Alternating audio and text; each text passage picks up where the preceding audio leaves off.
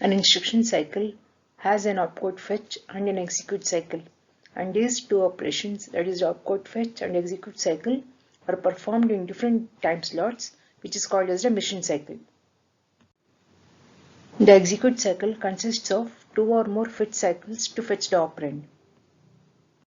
In the diagram we can see the fetch cycle is one mission cycle and the execution cycle is another mission cycle. The fetch cycle and execution cycle together is called as an instruction cycle. M1 is a mission cycle for fetching an opcode. M2 is a mission cycle when data is fetched and executed. Each mission cycle consists of several clock cycles, which is known as state, and these states are referred as T1, T2, so on. Opcode fetch has 4 T states and execute has 3 T states. The time required to complete the execution of an instruction is called as instruction cycle.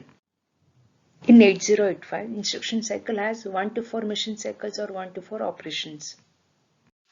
Mission cycle is the time required to complete one operation of accessing the memory or an IO or acknowledging an external request. And this mission cycle consists of 3 to 6 states. T state is one subdivision of the operation which is performed in one clock period, and each T state is equal to one clock period. The falling edge of one clock pulse to the falling edge of the next clock pulse is considered as one T state. In the beginning of the fetch cycle, the microprocessor transfers the next instruction address which was stored in PC to a special register which is called as memory address register, and from this memory address register, the instruction is transferred to the memory unit on the address bus.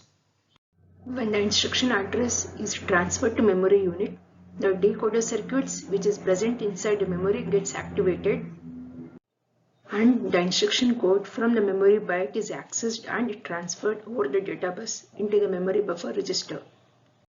When an instruction is transferred to the instruction register decodes the instruction, and also it causes the timing and control signals to be generated with the help of timing and control unit.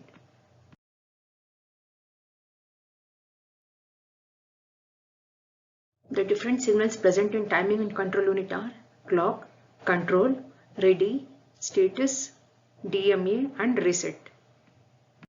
In clock signal, the crystal is connected at the pins X1 and X2 to produce a frequency of 6 MHz, which is divided internally by 2 to generate a clock frequency of 3 MHz. The clock output signal is used as a system clock for other devices. The ready signal, which is an input signal, is used to delay the microprocessor read or write cycle, and it waits until a slow responding peripheral is ready to send or accept the data. And when this signal goes low, the microprocessor will wait for an integral number of clock cycles until it goes high. There are two types of reset signal, reset in and reset out. When the signal on the reset in pin goes low, the program counter is set to 0 and the buses will be in tri-state and the microprocessor is reset. The reset out signal indicates that the microprocessor is being reset, and this signal is also used to reset other devices. Three types of control signals: ALE, RD, WR. Address latch enable is a positive pulse which is generated when 8085 begins an operation, and this address latch enabled signal indicates that the bits on AD7 to AD0 are the address bits. The signal is also used to latch the low address bus from the multiplexed bus and generate a separate set of 8 address lines from A0 to A7. RD is a read control signal, and when the signal goes low, it indicates that the data is to be read from the selected input, output or from memory device, and this data is available on the data bus. WR is write control signal, and when the signal goes low, it indicates that the data on the data bus is to be returned into a selected memory or input-output location. The different status signals are IO/M, S0, S1. IO/M is a status signal which is used to differentiate between the input-output and the memory operation. When the signal is high, it indicates an IO operation, and when the signal is low, it indicates a memory operation. S0, S1 are also status signals which is similar to IO/M and they are used to identify various operations. The DMA signals are hold and HLDA. Hold and HLDA pins are used for direct memory access, and this direct memory access is an input-output technique which is used for data transfer at very high speed. The microprocessor gives the control of buses to DMA controller. The DMA controller manages the data transfer between the memory and the peripheral. When the hold signal is high, it indicates that another device is requesting the address and the data bus for its use. When the hold request is received, the microprocessor stops the use of the buses after the current mission cycle is completed. When the hold signal goes low, the processor regains the bus. HLDA is hold acknowledge, which is an active high output signal. When the signal is high, the microprocessor releases the control of the buses.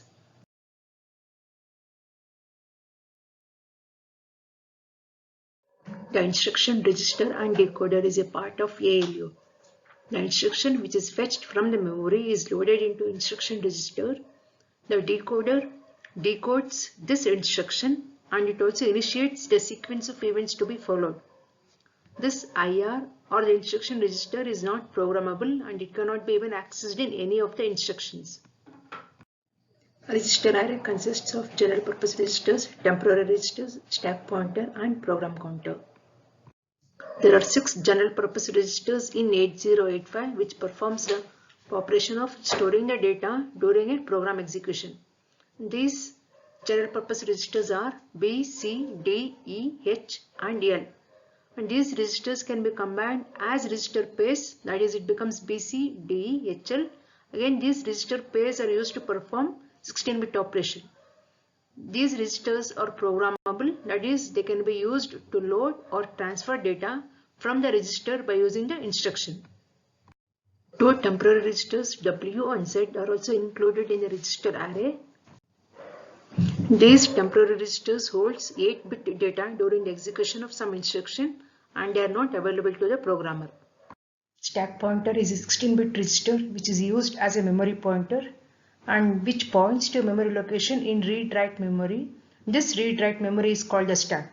The beginning of the stack is defined by loading a 16-bit address in the stack pointer. Program counter is a 16-bit register which deals with sequencing the execution of instruction. It's also a memory pointer which points to the memory address from which the next byte is to be fetched. And when this byte is being fetched, the PC is incremented by 1 to point to the next memory location. Interrupt IO is a process of data transfer where an external device informs the processor that it's ready for communication and it's asynchronous. This is initiated by a peripheral device and can be initiated at any time without reference to the system clock. This interrupt request is directed or controlled by the microprocessor. There are 2 categories of interrupt request. One is the maskable interrupt, the other one is the non-maskable interrupt. There are 4 maskable interrupts: INTR, RST 7.5, RST 6.5 and RST 5.5. One non-maskable interrupt, trap. The microprocessor can ignore or delay a maskable interrupt request if it's performing some critical task, but it has to respond to a non-maskable interrupt immediately. The interrupt process allows the microprocessor to respond to external requests for services on a demand basis, and it also leaves the microprocessor free to perform other tasks. This interrupt process is controlled by the interrupt enable flip-flop, which is internal to the processor and can be set or reset using software instruction. If the flip-flop is enabled, the input to INTR, that is the interrupt signal, goes high, the microprocessor is interrupted and it's a maskable interrupt which can be disabled. The microprocessor sends INTA signal, that is the interrupt acknowledge signal, in response to an interrupt signal, and this is an acknowledgement to the peripheral devices that interrupted. Serial input-output control. The 8085 microprocessor has 2 pins which is designed for software controlled serial input-output, and the 2 signals to implement this serial transmission are serial input data and serial output data. Data transfer is controlled through two instructions, set interrupt mask and read interrupt mask. The set interrupt mask is used to output data serially from the SOD line. RIM is used to input serial data through the SID line. SID is a 1-bit input port and SOD is a 1-bit output port. Interfacing devices are semiconductor chips which are needed to connect peripherals to the bus system. The bus drivers increases the voltage level of the buses. The decoder decodes the address to identify the output port. Latch holds data output for display. The tri-state logic device allows two or more devices to share or write to the same bus line. There are three states: logic 0, logic 1 and high impedance.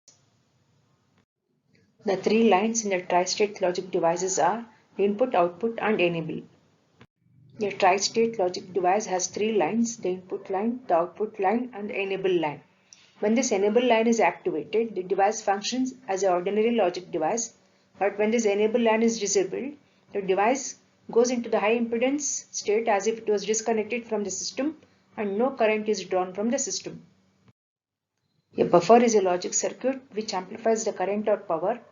It has one input line and one output line.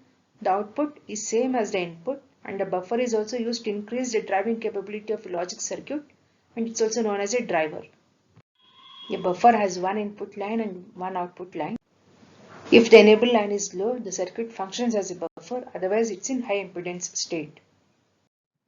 Decoder is a logic circuit which identifies each combination of the signals present at its input. It's also a device in interfacing the I/O peripherals and the memory, and this decoder is built internal to a memory chip to identify the individual memory registers. A 2 to 4 decoder has 2 input lines and 4 output lines. The input combinations are 00, 01, 10 and 11. The output lines are 0, 1, 2, 3 which are at logic 1. Otherwise the outputs will be 0. The decoder has output lines which are at active low as well as an enable line.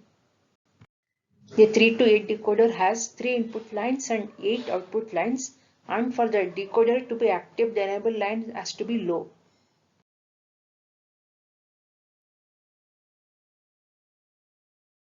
Encoder is a logic circuit which provides the appropriate code as output for each input signal.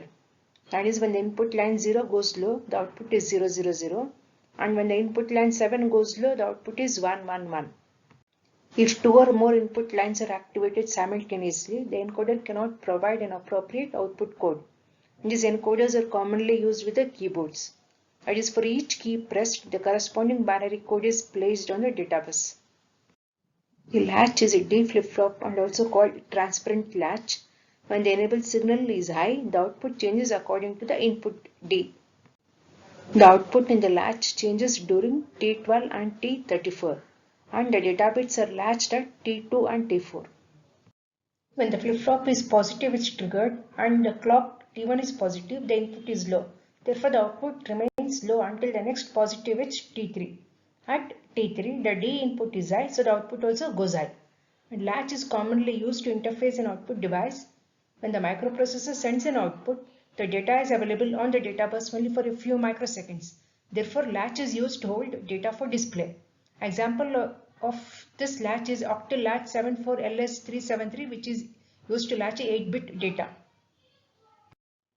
The 74LS373 device is an octal D flip-flop which consists of 8 latches with tri-state buffer. The three logic states are logic 1, logic 0 and inactive. Inactive means high impedance or open circuit. And it also consists of two input signals, enable G and output control OC. The enable is an active high signal connected to the clock input of the flip-flop. When the signal, that is the enable signal, goes low, the data is latched from the data bus. The output control signal is active low and it enables the tri-state buffers to output the data to display devices. When the flip-flop is positive edge triggered, when the clock T1 is positive, the input is low, therefore the output also remains low until the next positive edge T3. At T3, the D input is high, so the output also goes high.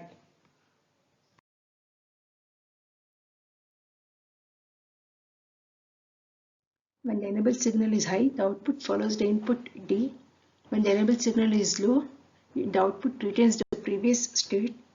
When the output control is high, the output will be in inactive state.